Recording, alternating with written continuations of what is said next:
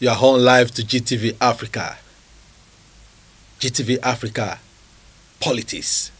Today, I'll be discussing with Senator Abdullahi Adamu.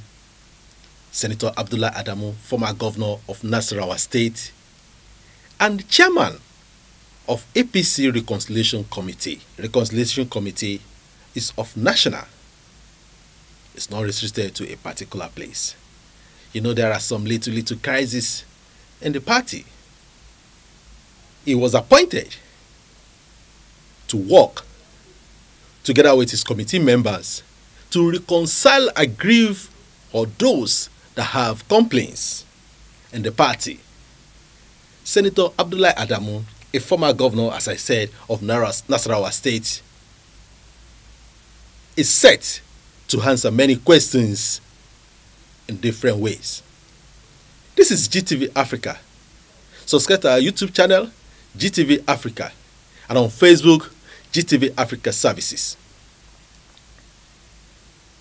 Follow us on Facebook, share the story. You can have it on your timeline, share it. Let's join Senator Abdullahi Adamu and hear more from him. This is Bemiga Olamikon. I work with GTV Africa on online TV. GTV Africa. Yes, sir. You are welcome. Thank you so much. Thank you very much. I may only confirm the fact that after our inauguration as a committee to reconcile, areas, individuals that are in some kind of conflict, we did make a round, particularly in states where we had petitions. What we did before we set out to go to any particular state, we first and foremost advertised, public advertisement in 6 Nigerian newspapers. We had The Nation, we had The Guardian, and we had The Sun. And up here we had Daily Trust, and we had Leadership and The Blueprint newspapers. And then we took an advertisement in the NTA, prime time, to inform people our intention. That's after our inauguration. And we gave them a format. Those who had any complaints, who had any petition that they consider serious enough to come to our committee, that were free to do so, gave them our addresses, and we got something in the region of about 47. When we started about 35, 37, and then by the time we were ready for some kind of reporting, we got about 47. As of the date we were submitting our interim report, petitions were still pouring in. Some people indicated that they did not see the advertisements in the papers, and that explained why they were coming late with their petitions. And some people thought before they thought it was possible for them to reconcile without appearing before the committee.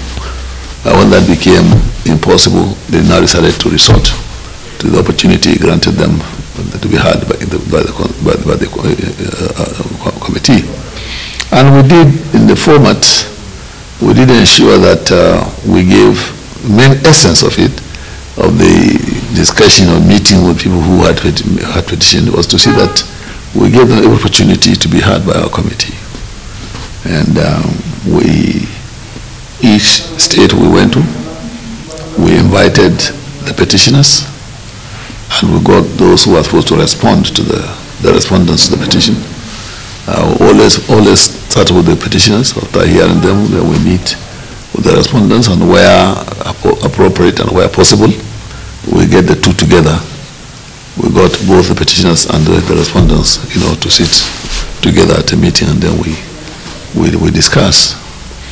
And the one thing which was a bit of a bother was the fact that when we were inaugurated, we had the terms of reference all right. or did not have a timeline when we were supposed to report. After a while, we were given to understand that our report will be expected, before the convention. But at the time we were getting this information or directive, the date of the convention was not known. So it wasn't until about the Christmas week, 2021 Christmas week, that we got some understanding that there was a possibility of the convention taking place maybe first, second week of February. And maybe after Christmas, around the New Year, we now got the information that the convention was going to be the 26th of February. So we had to gear up in the face of new petitions that we were still receiving. And just as this was happening, we got a letter from the Secretariat, National Secretariat, that we were expected to go and submit an interim report, by the 31st of January. And we had hardly about a week or so, 10 days to make that submission. So we said no. We would want to get some little time because we are still receiving petitions, and by the 31st of January we won't be ready to submit a report.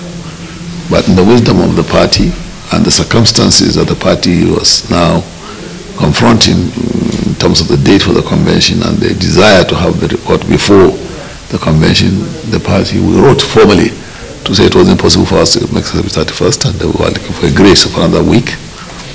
And the weekend of that letter, we got a letter that no, we have to find a way to conclude, and submit that interim report, no matter what it takes. So I tell people that I'm an old scout, and I says, a scout doesn't complain; he obeys before he complains. So we decided to do the bidding of our great party. We made sure we burnt candles those 2-3 days, and we are ready to submit, the interim report on the 31st of January. And we so did. Somehow, our chairman, the caretaker chairman, Governor Buni, was not available that afternoon because he had to be, in the villa, the presidency was required one or two other governors. And so the caretaker committee mandated former Senate President Namani to receive the report. He's a member of the caretaker committee, to receive the report on behalf of the caretaker committee. All members of the caretaker committee were present, and we submitted our report to them. And the rest is history. Well, the issue of a party being prepared for a convention is a very relative expectation, very relative, thing to consider. Every party at every point in time of his life has circumstances that are unique to it, and the APC is no exception. Because of the size of the party and because of the expectation that party members have, it hasn't been as easy as people would expect or would wish, to get things, sorted out properly to enable us have the convention the way we would ordinarily want it to be. So there are still some little edges that need to be, blunted, to ensure that we have a free and fair convention, which is what the party is hoping for and what we as members are hoping for. So nobody is looking for a very perfect state of affair before we have our convention. I'm sure the party is mature enough, but the party will be able to, once it agrees the date for the convention to be 26, the party will prepare itself to ensure that we have a successful convention. That's everybody's prayer. We'll do everything we can to make sure that the party succeeds with its mission. Your Excellency, looking at the petitions before you within the period those aggrieved members brought their complaint to you. Can you just let us into some of those complaints they made?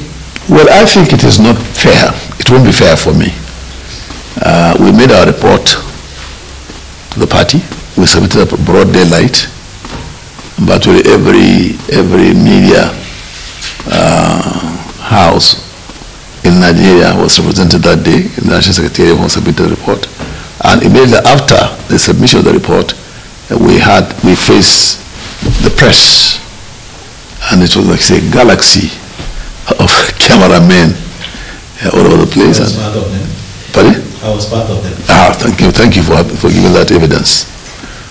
Be a good witness.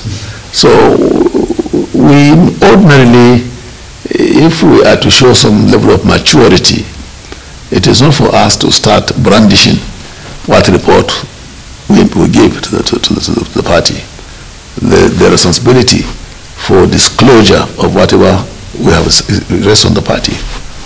And it's not within our mandate to make public what we recommended or didn't recommend. You know, and but with time we will be able to know who the petitioner. We got a good record of all the petitioners. Every petition we received is well recorded, and it's coming on as next year to our report by the grace of God. Let me ask one question about some of these states that the reconciliation committee was supposed to go back to, like for instance Kano State, Zamfara State, and even Taraba that you never went. What is the situation like now? Well, you see, like I said, we hadn't finished when we got the order to submit an interim report. And we did submit an interim report. The day we submitted the interim report, I made it very clear, we are all there, all the members, made it very clear that petitions were still coming in. All right? And there are one or two places we haven't been. Zamfara, because of the security situation. We will not be able to get a good date that we'll be able to go there and hear what the petitions there were on the ground.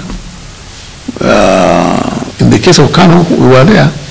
We were in Kano, and but because at the time of our visit, there was a matter in court that those of us who are familiar with the dictates of the law, once a matter is before a court, it's a sub judice. So we couldn't go in and take any of the matters that were, pending in court. But as it were, the day we left Kano, that same day was the day they delivered judgment, and that set the ball again rolling in another direction. The party did not accept the ruling, and they decided to appeal. The party appealed. First they wanted the court to reverse itself, and the petition calls for some facts that were made available, but somehow the court didn't reverse itself and went as far as even to fine, the petitioners. In the case of Taraba, as at the time we were submitting our report, their report was not in. And we didn't go to a state where there was no report. And when we went out, we had petitions either already in hand or were coming in as we started moving around. So we now scheduled those petitions as to when and where we listen or we get the petition to present their case before us. It was not possible to go to every state. So what we did was to try to establish, locations where we could conveniently, make ourselves present and listen to whichever petition that came before us. So, for instance, we were in Lagos. Of course, there was no case in Lagos because before we went to Lagos, those who were petitioning had decamped from APC to another party. So there was no need for us to listen to anybody that we thought what was left to the party, the leadership of the party, to see how we can galvanize, about to see if there was going to be room for them to be heard. But they had physically left the party. We went to Ogun State, Abeokuta, We went to Osun State, where we took Osun and we took Oyo states. We didn't have any petition at the time we were doing this from Ekiti. We didn't have any petition at the time from Ondo. Sorry, we had from Ondo. We had them there in Osun. And then we had been earlier on, we had been in, KB State, where Birni KB. And we took Bauchi from here. We took Adamu from here. We took Gombe, and then again we had another city here in Abuja. We took Ilorin in Kwara. So we spread the locations for the hearing such that will be convenient, such that we're able to do justice to all the zones. And again for convenience, again for security considerations, again for the economics of the movement from place to place. We're able to visit some of those places that those places that we mentioned. And like I said, since we submitted the report, we haven't got any further, instructions yet or advice yet. And so we haven't been any other state waiting until we have a nod or advice. Have you stopped work? The committee has stopped? No, that is not. We have 12 more days to the convention. Well, we didn't set ourselves a committee. All right, and we're very obedient servants. We do the bidding of our party. The party says, go ahead. What you have submitted to us is not enough. And you have another 7 days or another 1 week or whatever to submit. Well, we will gladly do so. But at this point in time, there's nothing to suggest to us that the party is not sufficient, is not satisfied with the report. And it requires additional, except for those that were not had at all. So, what are your expectations for the convention? Well, I expect a very, very peaceful convention that's properly organized. I expect a convention that's going to give every part of the country, membership, the party for every part of the country, a fair chance to be had. And the party will spread, its sense of fairness across all the states in the federation. The only point now that is waiting for everybody's anxious to hear is that we would want to hear or see the direction of the party in terms of zoning. Which office is zoned to what part of the country? Because we have a deliberate policy to be sure that every part of the country is as fairly represented as practicable as possible. All right? And at this point in time, if you do not know which particular office is going to, the basis of you knowing whether or not you pick, form would not be quite, will not arise. You go picking a form when you know what exactly you are contesting for, and you know where that is zoned to. So, like I said, if, for instance, you want to be the treasurer, I want to be treasurer of the party, and I don't know yet which zone is going to have the national treasurer of the party, then how wise will it be for me to go picking a form? Suppose you pick the form and then in the end, that office you pick the form for is not zoned to your zone. What do you do? So these are some of the issues that we're still waiting to get appropriate direction or advice from the party. And I believe that once that is sorted out, we should have a very peaceful. There's no state that will not be voting. There's no state that will not be voting. If you are going by the outcome of the congresses, there is what we call statutory delegates.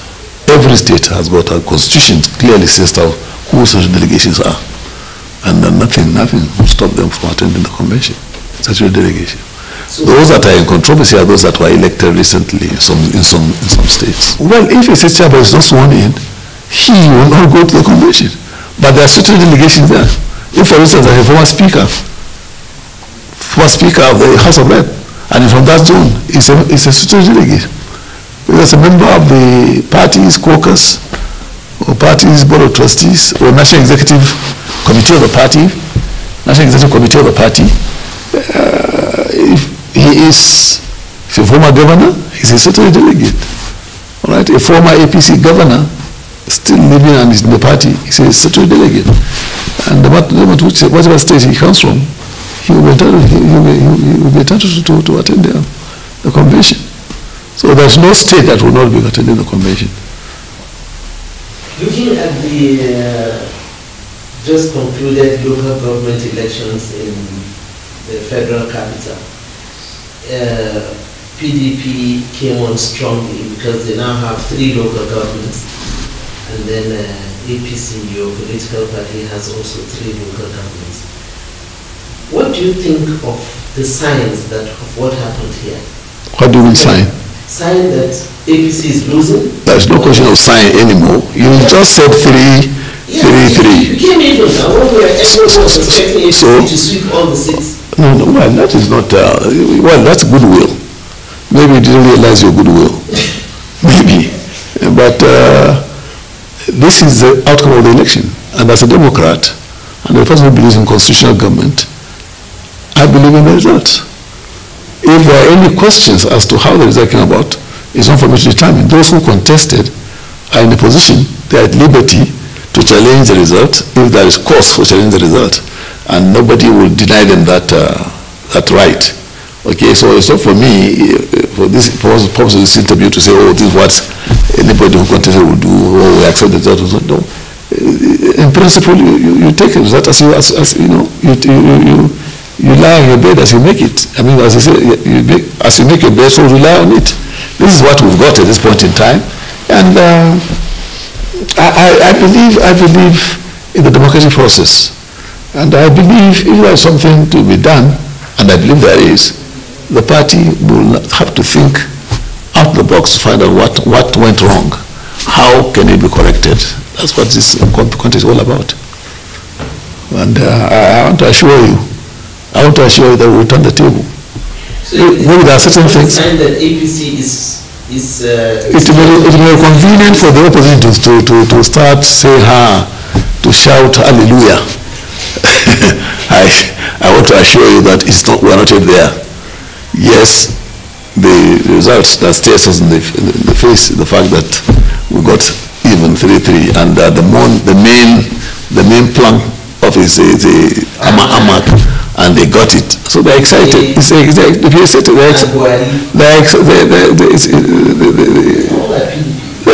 they are feeling. I'm not happy, to be honest with you. I'm not happy that we didn't sweep everything as we would wish. But that's the reality that we face today, and to show the maturity of our party and our preparedness to assert our interests in a very democratic manner, we will do it. I want to assure you that all this going up and down, shouting on rooftop that they won Abuja, we'll wait and see. Goes to the first and foremost, Nigerians have expressed their opinion on the issue of power shift. I have had more than one occasion, 2, 3, expressing myself. Okay? And the fact that I'm talking to a different media house today, I cannot, in all honesty, in fairness to myself, say I'm a changed person. I'm not. But these are not the times to whip those emotions. I have said time and again, and I want to repeat that in this interview, that the issue as to where any office goes is left for the party. Every party wants to maximize the tendencies that will make it possible to win an election. So if the party wakes up tomorrow and says they want an APBO, to be the president, they want to switch to South-South, well and good, that's the party. If you're in the party, you have to find a way of lining yourself with what the party wants to do. If the party say, well, we want the president to come from Kaduna, from northwestern zone or north central zone, all right, or southwest zone or southeast zone, the party must have given it a thought and must have strategized to see how they will find their way to victory by the position they've taken on the zoning or on the shift that you're talking about. All right? I can't say more than that. On the issue of age, he's not too young to. You remember that, Bill? Not too young to run. Not too young to run. I believe that has given the young opportunity to run. But do know, no country that I know that is democratic or practicing democracy as a form of government will say they are going to bar certain age group from contesting election. Nobody has done so. The only thing is maybe the machinery of government, the machinery of party, since we are party politicking, may encourage the young to win election. I mean to vie for whatever post or whatever position. But that's the much you can do. You cannot say because I am, let's say, 80 years old or 70 years old, for instance, I cannot contest for an office. The bastion of democracy today in the world is America, isn't it? How old was Biden when he became president? Are they not democratic? So let's stop deceiving ourselves. All right? I became a governor in the age of, I was just about what, 50-something years old. I became a governor. There was somebody who became a governor at the age of 32 in Nigeria. So what are we talking about? The opportunities are there. Are we understanding enough? Are we accommodating enough? Are we working enough to ensure that the aim and objective of the Constitution of by giving everybody the opportunity? So once you are given, I think once you have a school certificate, that has not changed to date. You can contest for the highest office of this country. Who says you cannot? So I don't want to belabor words on this. Let us just be realistic. We want to support young people. It doesn't just word of mouth. No. We must be systematic about it. We'll give them the true opportunity to so do. You understand? I believe that there is a pressing need that the youthful exuberance among those of us who are within that age bracket is such that they do need some advice, they do need some direction as to how they can get to realize their objectives in politics. Nobody says because you are young you cannot contest an election. Somebody says so. The Constitution is clear. So what's the noise about? What's the noise about? You go to some states of assembly, right? In Nigeria, there are people as early as 25, 30 years old, 32 years old, all right? In this country, some people are saying, oh, give the young people, anybody else they should contest. The Constitution is clear at what age? You don't just change just calling, shouting the rooftop about it. That's the constitutional provision. I have been in the western part of this country. I have been in the eastern part of this country. Throughout my life, I had the opportunity to visit, because of my work, this part of the country. You go to the west today, I have seen people, as recently as last month, I have seen people as old as 90, 92, 89, coming to make presentations of our committee. I have seen councillors over 60 years old, councillors of local governments. You come up the north here, you say, oh, it's a living for the youth. So, see, every part of the country makes a determination as to what to make it possible for to get the dividends of democracy. As we shall give the people use a chance here, so we are giving the old a chance there. And some of the noise is louder from there about the youth. I'm saying this on authority. I've seen this. If you go down west now, at the eastern part of this country, there are people who are councillors, professors, councillors, professors. Well, over 50 years, 60 years ago. And that's something that authority. I've seen people who are more than 35 years of age, and they are youth leaders in their states. So let's not be kidding. Let's face the reality on the ground. I personally, I will do everything possible to encourage the youth. I have got children. I want them to prosper. I want them to have an opportunity if they're interested in politics. I don't want their age to be a hindrance for their attaining whatever objectives. So do I wish your child. All right? Wish for others what you wish for yourself. So it's as simple as that. But if you try to complicate the matter, it's easy. The guy who wants to contest, I think I contest now. Who is stopping him from contesting? With women, it's a bit different because of cultural inhibitions, particularly in the northern part of the country. It's a little more difficult for the women, you know.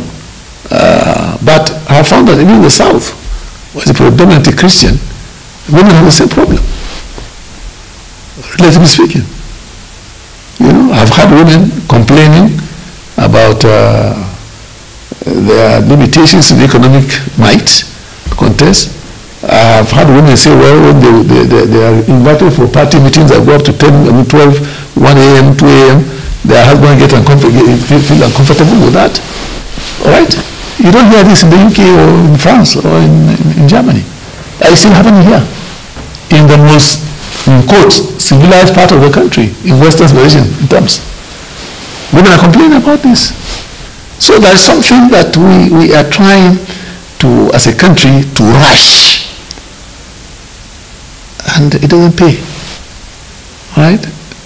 On the other hand, if through the instruments of constitution that is undergoing some review now, if we succeed and say, okay, look, there should be a minimum number of seats made available to women, for instance, yes, we overcome some of that problem. We say, okay, but the contest may not be as fierce as that of when they are now together contesting against men. They may find some how to get, you know, the election in a manner that we don't abuse the democratic process, but if you feel a sense of representation all the same in whatever role, you know, their election is expecting them to play. We have complex situation in our hands, and sometimes we behave like the proverbial ostrich. We think all is okay, all is not quite okay. If you prepare ground for these things, you know, when the adult suffrage started with women and the rest of it, how long did it take to come to date? When did we start our democratic process? We want to do what is happening in America today. How old are we with our democratic processes? Want to be where the United Kingdom is today? How long did it take them to get to where we see them today? These things take time.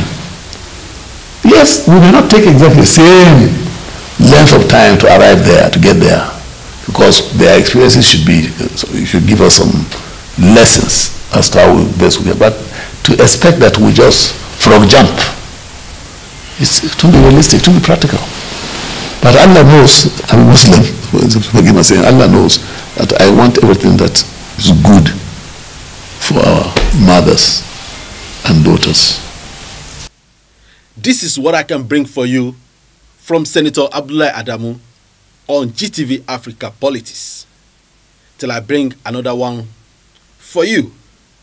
I'm Bemiga Olamikon. Subscribe to our YouTube channel and follow us on Facebook. Peace be unto you. Bye.